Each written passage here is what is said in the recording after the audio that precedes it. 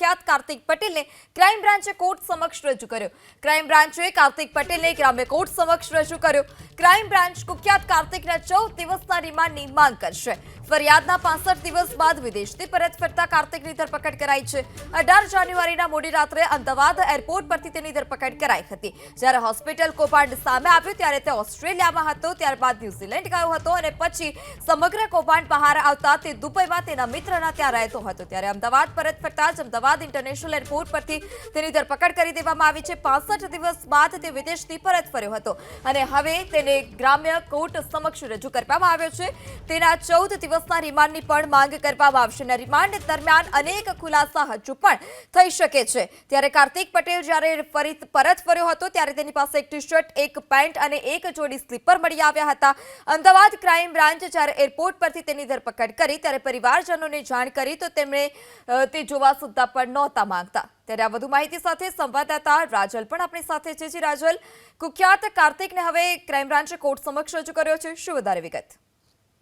પૃથા, ખાસ કરીને ગ્રામ્ય કોર્ટમાં આ કુખ્યાત કાર્તિક પટેલને રજૂ કરવામાં આવ્યો છે. ખાસ કરીને કારણ કે ગઈકાલે મોડી રાત્રે એને ધરપકડ કરવામાં આવી હતી. દુબઈની જે ફ્લાઇટ હતી તે શુક્રવારે જે 1:30 વાગ્યાની જે ફ્લાઇટ હતી ત્યાંથી અમદાવાદ તે અહીંયા આગળ આવ્યો હતો ને ત્યારબાદ પોલીસે તેની સાથે પૂછપરછ કરી હતી. ક્રાઇમ બ્રાન્ચને 65 દિવસ બાદ આ કુખ્યાત કાર્તિક પટેલને તેમણે પકડ્યો હતો. જો કે અનેક મોટા ખુલાસા થવાની પણ શક્યતા છે. ખાસ કરીને ગ્રામ્ય કોર્ટમાં અત્યારે તેને હાજર કરવામાં આવ્યો છે ત્યારે 14 દિવસના જે રિમાન્ડની પણ માંગ કરવામાં આવશે. કારણ કે આ ખૂબ જ મોટો ખ્યાતિ હોસ્પિટલનો કાંડ છે. કારણ કે સૌથી જે PMJYના જે દર્દીઓ હતા તે લોકોને ખોટી રીતે લૂંટી દેવામાં આવ્યા હતા. ખાસ કરીને ગરીબ દર્દીઓને ખોટા ઓપરેશન કરી અને આ PMJY યોજનાનો જે સરકારના કરોડો રૂપિયા ખંખેરી લીધા હતા. આખી જે ટોળકી હતી, જે ચંડાળ ચોકડી હતી તે પણ અત્યારે પોલીસના સકંજામાં છે. એટલે કે 9 મુખ્ય જે આરોપીઓ છે તે અત્યારે પોલીસના સકંજામાં છે. પરંતુ જે મુખ્ય આરોપી પહેલા કાર્તિક ઓસ્ટ્રેલિયા ગયો, ત્યારબાદ ન્યુઝીલેન્ડ અને પછી દુબઈથી તે અમદાવાદ પરત ફર્યો હતો. એવી પણ વાત સામે આવી છે કે તેની પત્ની બીમાર હોવાના કારણે સારવાર અર્થે તેઓ અમદાવાદ પરત ફર્યા છે તેવી પણ વાત આવી છે. પરંતુ આખા કાંડમાં બહુ મોટા રાજકારણીઓના પણ નામ જોડાયા હોય તેવી પણ સંભાવના છે. અનેક નામ ખુલશે, ચોંકાવનારા નામ ખુલવાના છે. કારણ કે કઈ રીતનું આખું જે કાંડ થયો છે તેમાં કોનો હાથ છે તેની પણ પૂછપરછ કરવામાં આવશે. જો કે ક્રાઇમ બ્રાન્ચે આખી રાત તેને પૂછપરછ કરી હતી કે કોણ સંડોવાયેલા છે, કયા મોટા માથાઓ છે તેની સાથે વાતચીત કરવાનો પણ પ્રયાસ કર્યો હતો. જો કે ક્રાઇમ બ્રાન્ચનું કહેવું છે કે અત્યારે તો તે વાતચીત કરી રહ્યો છે, લોકોને જવાબ પણ આપી રહ્યો છે. પરંતુ હાલ અત્યારે ગ્રામ્ય કોર્ટમાં હાજર કરવામાં આવ્યો છે અને 14 દિવસના જે રિમાન્ડની જે વાત છે તે મૂકવામાં આવશે. હવે જોવાનું રહેશે કે કેટલા દિવસના રિમાન્ડ તેને મળશે અને કયા મોટા ખુલાસાઓ બહાર આવશે. જી રાજલ, સમગ્ર માહિતી બદલ આભાર. તો કાર્તિકને કોર્ટ સમક્ષ રજૂ કરવામાં આવ્યો છે અને 14 દિવસના રિમાન્ડની માંગ કરવામાં આવશે. ગત મોડી રાત્રે જ કાર્તિક પટેલને ત્યાંથી ઝડપી પાડવામાં આવ્યો હતો. 18 તારીખે મોડી રાત્રે કાર્તિક પટેલને અમદાવાદ ઇન્ટરનેશનલ એરપોર્ટ પરથી ઝડપી પાડવામાં આવ્યો હતો અને ત્યારબાદ જ અમદાવાદ ક્રાઇમ બ્રાન્ચ ખાતે લઈ જવામાં આવ્યો. ત્યાં તેની પૂછપરછ કરવામાં આવી અને અનેક ખુલાસા પણ તે દરમિયાન તેણે કર્યા હતા.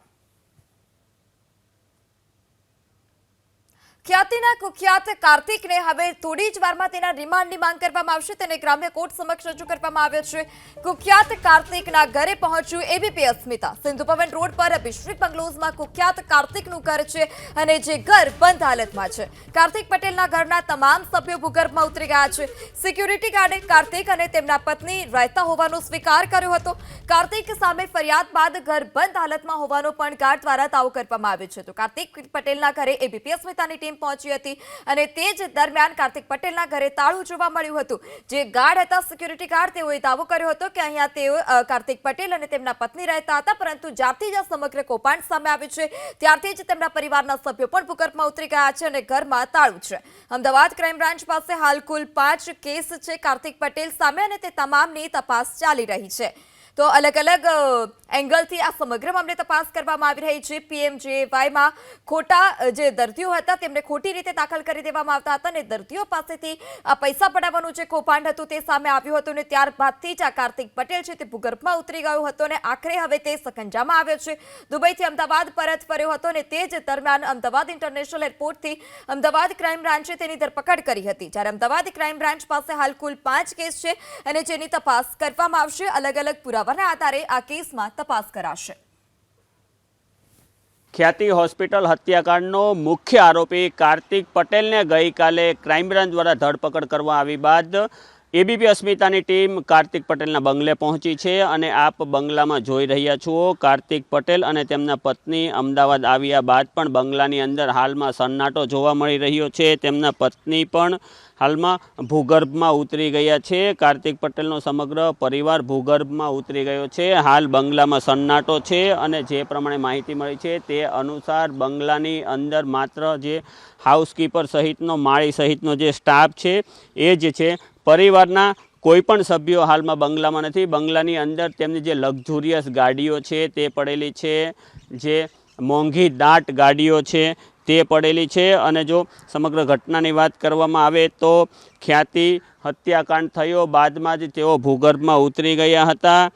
તમામ જે પરિજનો છે તે ભૂગર્ભમાં ઉતરી ગયા છે.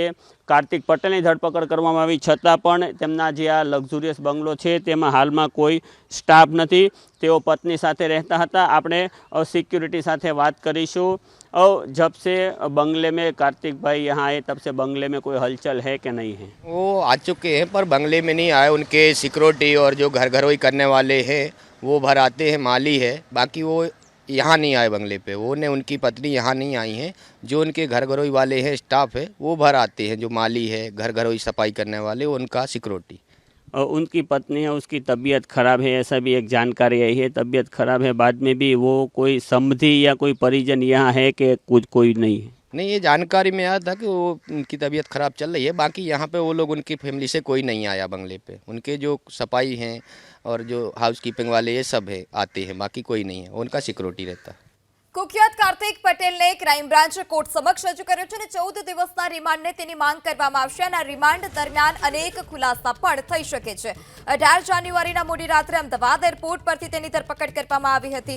મુખ્ય આરોપી કાર્તિક પટેલની ધરપકડ બાદ તેને ગ્રામ્ય કોર્ટમાં રજૂ કરવામાં આવ્યો છે અને પૂછપરછ ગઈકાલે પણ તેની કરવામાં આવી હતી. ત્યારે તેણે અલગ અલગ ખુલાસા કર્યા હતા. આ સમગ્ર કૌભાંડમાં તેની સાથે કોણ કોણ સંડોવાયેલું છે તે મામલે પણ હવે આગળ ક્રાઇમ બ્રાન્ચ તપાસ કરશે. અલગ અલગ 5 કેસની તપાસ અત્યારે ક્રાઇમ બ્રાન્ચ કરી રહી છે. વધુ માહિતી સાથે સંવાદદાતા ચેતન બામભણિયા પણ આપણી સાથે જોડાઈ ચૂક્યા છે. ચેતન, હવે તેને ગ્રામ્ય કોર્ટમાં રજૂ કરી દેવામાં આવ્યો છે. કેટલા દિવસની રિમાન્ડની માંગ કરવામાં આવશે? શું વધારે વિગત? જી, ખ્યાતિ હત્યાકાંડના મુખ્ય આરોપી કાર્તિક પટેલને હાલમાં ગ્રામ્ય કોર્ટ રજૂ કરવામાં આવ્યો છે અને ગ્રામ્ય કોર્ટ ખાતે ક્રાઇમ બ્રાન્ચ દ્વારા તેમને 14 દિવસના રિમાન્ડ મંજૂર કરવામાં આવશે. તે ઉપરાંત સરકારે આ સમગ્ર કેસમાં વિજય બારોટની સ્પેશિયલ પબ્લિક પ્રોસિક્યુટર તરીકે નિમણૂક પણ કરી છે અને હાલમાં હું આપને દ્રશ્યોમાં બતાવવા માંગીશ કે આ ગ્રામ્ય કોર્ટ છે અને હાલમાં તેમને રજૂ કરવામાં આવ્યો છે. તેમની સુનાવણી કોર્ટમાં શરૂ છે અને સરકારી વકીલ તરફથી જે મહત્વના મુદ્દાઓની રજૂઆત કરવામાં આવશે તે આ મુજબ છે કે હોસ્પિટલ કૌભાંડના મુખ્ય સૂત્રધાર છે કાર્તિકના કનેક્શન અંગે જે બાકીના આરોપીઓ છે તેમની હાજરી જરૂરિયાત છે. તે ઉપરાંત હોસ્પિટલના નુકસાન અંગેના ખોટા ઓડિટ રિપોર્ટ તૈયાર કર્યા હતા તેની પણ તપાસની જરૂર છે. તે ઉપરાંત હોસ્પિટલ દ્વારા જે કેમ્પ કરવામાં આવતા હતા તે કેમ્પમાં કોની પરવાનગીથી કરવામાં આવતા હતા, ઓપરેશનની જે પરવાનગી જે તાત્કાલિક તે લોકોને એપ્રુવલ મળી જતું હતું તે કોના દ્વારા એપ્રુવલ મળતું હતું, કાર્તિક પટેલની જે સમગ્ર કૌભાંડ કરવામાં આવ્યું છે તેમાં કોની કોની સંડોવણી છે, કયા આરોગ્ય વિભાગના કર્મચારીઓની સંડોવણી છે, કયા ખાનગી જે કંપનીઓ છે તેમના કયા કયા અધિકારીઓની સંડોવણી છે કે જે ખાનગી કંપનીઓને સરકારી યોજનાઓમાં કોન્ટ્રાક્ટ મળ્યા છે. ઉપરાંત હેલ્થ વિભાગના જે અધિકારીઓ છે તે કોણ કોણ સંડોવાયેલું છે. સમગ્ર પ્રકરણમાં જે મિલાપ પટેલ હતો કે જે કોન્ટ્રાક્ટ એજન્સીનો કર્મચારી હતો તેને નેશનલ હેલ્થ મિશન અંતર્ગત તેની સાથે જે કરાર કરવામાં આવ્યો છે તેનો કરાર પૂર્ણ કરી દેવામાં આવ્યો છે અને મિલાપ પટેલને પણ જે તેમને બરતરફ કરવામાં આવ્યા છે, તેમને ફરજ મુક્ત કરવામાં આવ્યા છે આ કોન્ટ્રાક્ટ કર્મચારી, તેવી પણ કાલે સમાચાર હતા. જી ચેતન, તો અત્યાર સુધીમાં કાર્તિક પટેલની કરમકુંડળી કેટલી સામે આવી છે અને તે હોસ્પિટલનો જ્યારે ચેરમેન બન્યો ત્યારબાદ તેણે કેટલું રોકાણ કર્યું છે તે કોઈ માહિતી સામે આવી છે ખરી?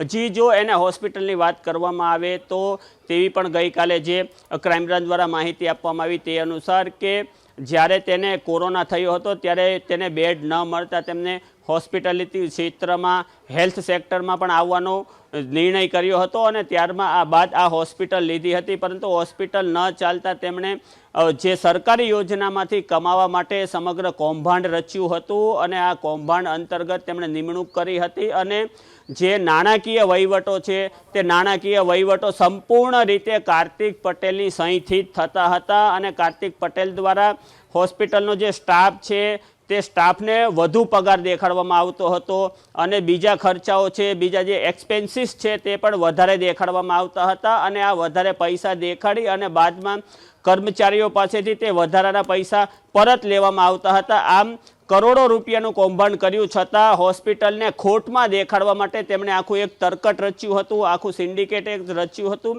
આ તરકટ અંગે પણ ક્રાઇમ બ્રાન્ચ દ્વારા તપાસ કરવામાં આવશે. તે ઉપરાંત તેમના કેટલાક ગેરકાયદેસર નાણાકીય વ્યવહારો થયા છે, તે જમીન કૌભાંડમાં પણ સંકળાયેલો છે.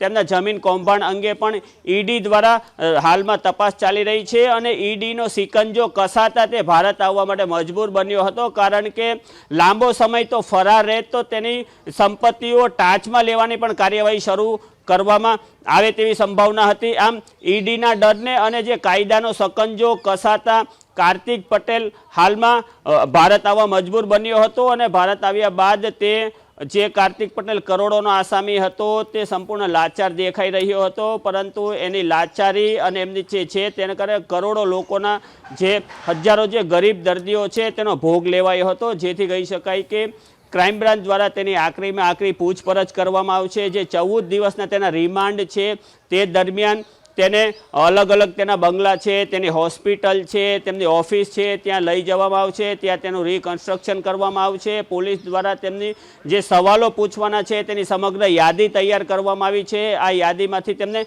સવાલો પૂછવામાં આવશે. તે ઉપરાંત અન્ય જે ઝડપાયેલા આરોપીઓ છે તેમની સાથે બેસાડી અને તેમની પણ પૂછપરછ કરવામાં આવશે.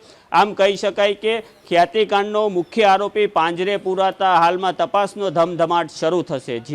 જી ચેતન, સમગ્ર માહિતી બદલ આભાર. તો જે કુખ્યાત કાર્તિક પટેલ છે તેને કોર્ટ સમક્ષ રજૂ કરવામાં આવ્યો છે. 14 દિવસના રિમાન્ડની માંગ કરવામાં આવી હતી. કૌભાંડના મુખ્ય સૂત્રધાર સાથેના કાર્તિકના કનેક્શનની પણ આગળ તપાસ કરાશે.